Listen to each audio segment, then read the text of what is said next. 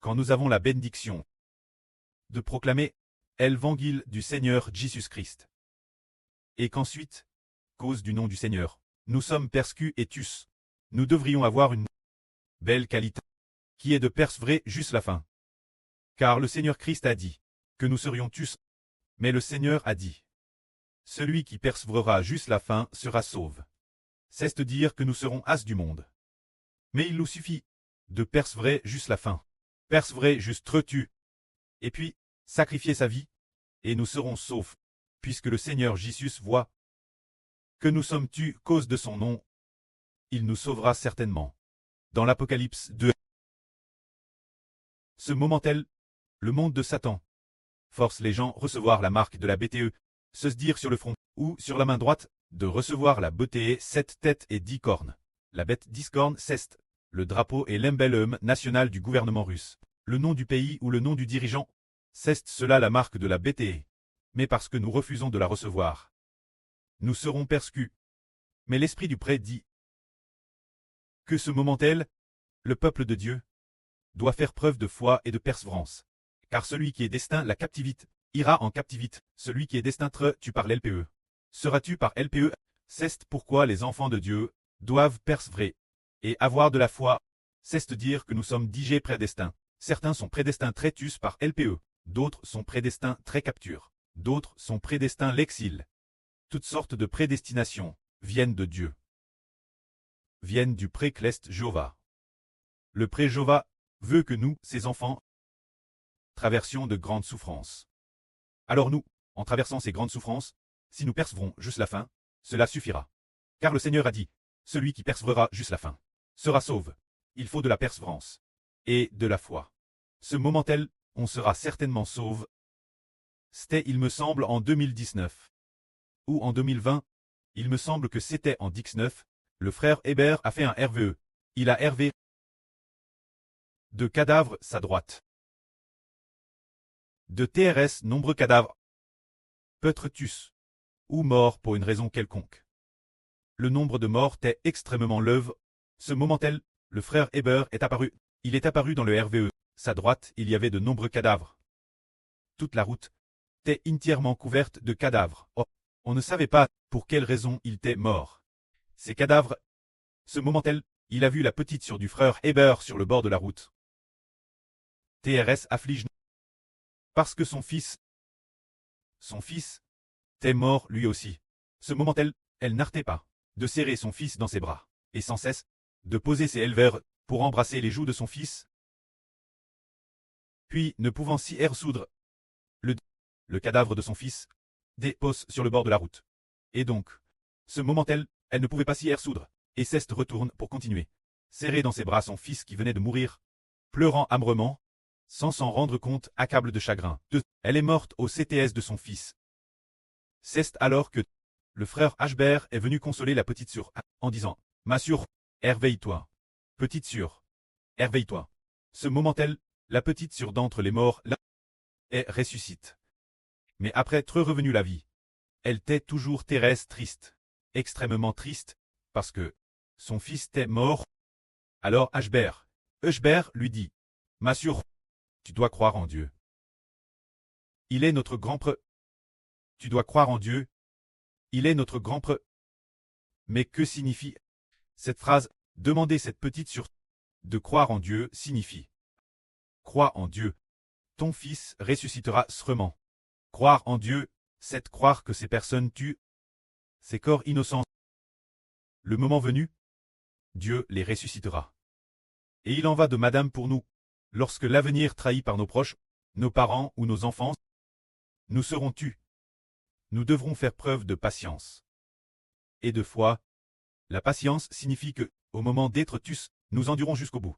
Nous endurons la douleur jusqu'au bout. Nous endurons la persécution jusqu'au bout. Et la foi signifie croire que madame, si nous sommes tus, Dieu nous ressuscitera à l'avenir.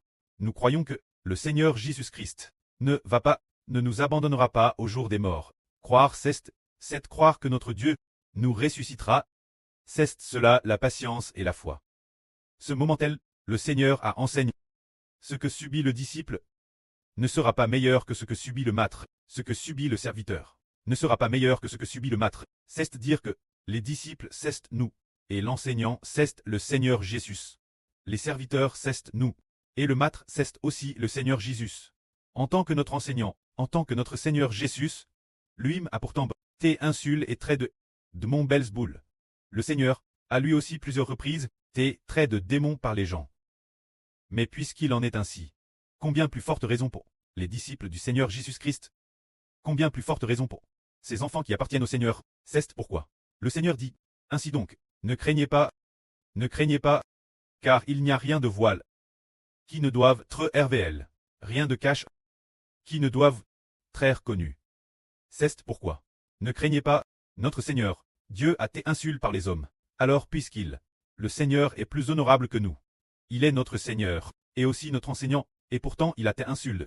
Alors nous, en tant que serviteurs du Seigneur, nous n'y échapperons certainement pas. N'allez pas croire qu'il, parce que nous sommes devenus faibles, qu'ils nous pargneront. Non, pas du tout. Pas du tout. C'est comme frapper un chien dépend de son maître.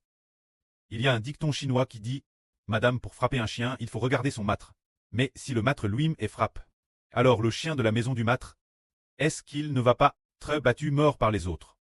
Alors nous ne sommes que les serviteurs de notre Seigneur, les enfants du Seigneur, notre Seigneur, qui est plus honorable que nous, a été insulté par les hommes et crucifié. Alors tous ceux qui appartiennent au Seigneur, ne disons pas, ah, ils vont certainement nous respecter, plus qu'ils ne respectent le Seigneur. Ce ne sera pas le cas, puisqu'ils ne le respectent pas. Alors nous, ils nous respecteront encore moins. Ils ne nous respecteront pas du tout. Par conséquent, devons-nous avoir peur en disant, ah, nous avons peur? Non, ils ne nous respectent pas. Ceux qui appartiennent Satan, ne nous respectent pas. Ne pensons pas que, si nous, dans nos paroles, ne sommes pas si ZLS, prêcher l'évangile du Seigneur, ou si nous avons peur, et n'osons pas prêcher, qu'ils nous pargneront pour autant, et ne nous tueront pas. Ce ne sera pas le cas. Que nous parlions ou non des choses du Seigneur. Ils nous détestent, dis-je, au plus haut point. C'est pourquoi le Seigneur nous enseigne. De quoi auriez-vous peur? Tout ce que le Seigneur nous dit, nous devons le proclamer.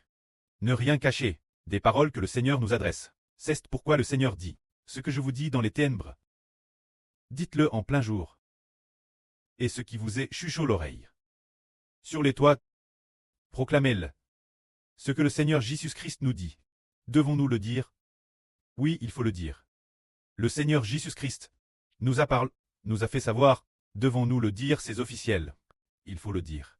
C'est tout comme notre Seigneur Jésus-Christ a fait savoir au frère Xibo que Poutine est DJ décédé et que la Russie va bien se diviser. Alors est-ce que, par crainte du régime du PCC, en disant, entre le PCC et la Russie, les relations sont TRS solides, notre prédication va-t-elle très persécute par le PCC, et donc nous taire? Non, il faut tout dire. Nous disons, madame, que l'actuel chef de l'État, c'est Xi Jinping, va bien tomber. Et puis, bien il va mourir. Alors, devrions-nous le dire? Parlez avec courage. Avons-nous peur, si nous disons cela? Si nous sommes vraiment persécutés, c'est aussi selon le commandement de Dieu, car le précleste a dit, dis-le ainsi. Mes amis, je vous le dis, ceux qui tuent le corps, mais ne peuvent tuer LME. Ceux qui ne peuvent pas jeter LME de l'homme, dans le tank de feu et de soufre, ne les craignez pas.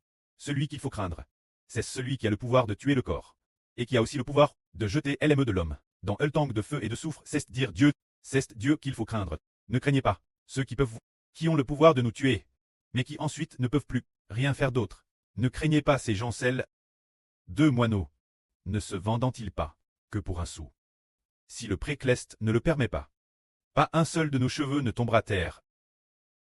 Quand nous, madame, les cheveux de notre tête sont tous cons par le pré, nous valons donc bien plus que les moineaux. Ne craignez donc pas, nous avons tous traversé beaucoup de choses, et nous découvrons peu que, il semble que, nous devions subir une persécution plus grande. Mais, merveilleusement, nous sommes sains et saufs. C'est parce que le précleste a prédestin, si nous devons être persécutés, nous le serons. Le précleste nous a prédestin, bien qu'en apparence persécuté, mais, au milieu de la persécution, nous avons au contraire la paix. Comme l'a prédestin. Ainsi cela s'accomplit. C'est pourquoi ne craignez pas. Ce moment tel, le Seigneur enseigna, quiconque se déclarera pour moi devant les hommes, devant mon pré, et devant les anges de mon pré, je me déclarerai aussi pour lui. Mais quiconque devant les hommes, me reniera, devant mon pré, et devant les anges de mon pré, je le renierai aussi. Prêcher l'évangile. C'est amener les gens croire au Seigneur. Croire au nom du Seigneur Jésus-Christ. Alors devant n'importe qui. Il faut confesser le Seigneur Jésus-Christ. Ne dites pas, ah, si tu crois encore en Jésus, tu iras en prison. Si tu crois encore en Jésus, alors, eh bien, alors tu seras fusillé. Peu importe comment il nous menace. Disons tous que nous croyons en Jésus. Nous y croyons juste la mort. Madame Fusile, nous y croyons. Soyons ainsi fermes et courageux. Et ainsi le Seigneur Jésus se déclarera aussi devant le précleste et devant les anges pour confesser notre nom. Ainsi, nous devons confesser le nom du Seigneur et le Seigneur confessera aussi notre nom. Notre nom sera écrit dans le livre de vie de l'agneau. Quel immense bonheur! Notre Seigneur Jésus est-il venu apporter la paix sur la terre? Non, pas du tout. C'est d'apporter LPE. Notre frère Eschber est venu au monde pour dire la vraie. Est-ce pour apporter la paix sur la terre? Non, pas du tout. C'est d'apporter la division sur la terre. C'est de dire que les gens vont se diviser pour se tourner vers le Seigneur Jésus. Pour se tourner vers Dieu et le Seigneur, il faut toujours sauver quelques personnes. Alors, venir va diviser les gens. Ainsi, une famille de 5 personnes sera divise. Le pré contre le fils contre le preux, la fille contre la belle-mère contre la fille, et madame, le mari contre la femme contre le mari. Car, si une famille de 5 personnes, si certains croient, et d'autres ne croient pas, alors ils se diviseront, moins que les 2 CTS ne croient. Ou que les 2 CTS ne croient pas. Ainsi il n'y aura pas de division. Mais Seigneur, venu dans le monde, va diviser les gens. Et après la division, certaines personnes seront sauves. S'il n'y a pas de division, alors l'homme ne sera pas sauve. Après ce divise, sur 3 ou 5 personnes, il pourrait y avoir 1 ou 2 personnes qui seront sauves. Ainsi, c'est plus une bonne chose. Nous qui sommes les disciples du Seigneur Jésus-Christ, si notre amour pour le Seigneur ne surpasse pas l'amour pour nos parents, enfants, épouses, nous ne sommes pas dignes du Seigneur. Si quelqu'un, son amour pour ses enfants, pour le Seigneur, son amour pour ses parents, son amour pour sa femme, son amour pour son mari, surpasse son amour pour le Seigneur, il n'est pas digne. Il n'est pas digne du Seigneur Jésus. Si quelqu'un ne veut pas donner sa vie pour l'évangile du Seigneur, alors il n'est pas non plus digne du Seigneur. C'est pourquoi, hier ou avant-hier, là, sur Plaine de Grèce, a vu notre groupe d'enfants, dont la plupart ont tutu. Il y a 2 jours, elle a aussi vu, là sur Rebecca, il y avait plus de 10 personnes qui ont mis fin à la vie de la sœur Rebecca. C'est pour raconter que tous ceux qui appartiennent au Seigneur Jésus-Christ seront persécutés. Les gens nous regardent, nous, ses enfants. Ils nous regardent comme un rat qui traverse la rue. Tous ceux qui le voient disent tous, tu aides-le. C'est ainsi que tout le monde nous regarde. Mais nous, aux yeux du précleste et du Seigneur, nous sommes précieux.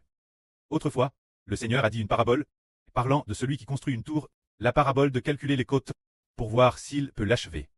S'il ne peut pas l'achever, il ne doit pas commencer les travaux. Et quand on va à la guerre, on examine aussi les côtes, si on peut le faire. Si nous n'avons qu'une force de 10 000 soldats pour aller combattre l'ennemi, qui a une force de 20 000 soldats. Si l'on ne peut pas, il faudra demander la paix pour négocier la paix. De la même manière, quand nous suivons le Seigneur, nous devons aussi calculer le côte. Ce côte consiste à savoir si nous pouvons renoncer nos maisons, nos terres, notre aimerait femme et enfants. Et, madame, si nous pouvons renoncer notre propre vie, si ces côtes sont tous bien calculés, en disant « Je veux bien pour l'évangile du Seigneur, abandonner maison et terre, femme, enfant et champs. Tout, je veux bien tout abandonner. Et madame pour l'évangile du Seigneur, je veux bien abandonner ma vie. » Alors dans ce cas, le cote pour cette personne a DJT entièrement calculé, le compte y est. Il peut alors suivre le Seigneur avec assurance, et il vaincra sûrement. Mais si ce cote n'est pas bien calculé, alors qu'il suit le Seigneur, il se peut qu'en chemin, il abandonne, et finalement, il n'obtiendra rien. C'est pourquoi nous devons calculer le cote. Que la gloire soit auprès et au Seigneur. Amen.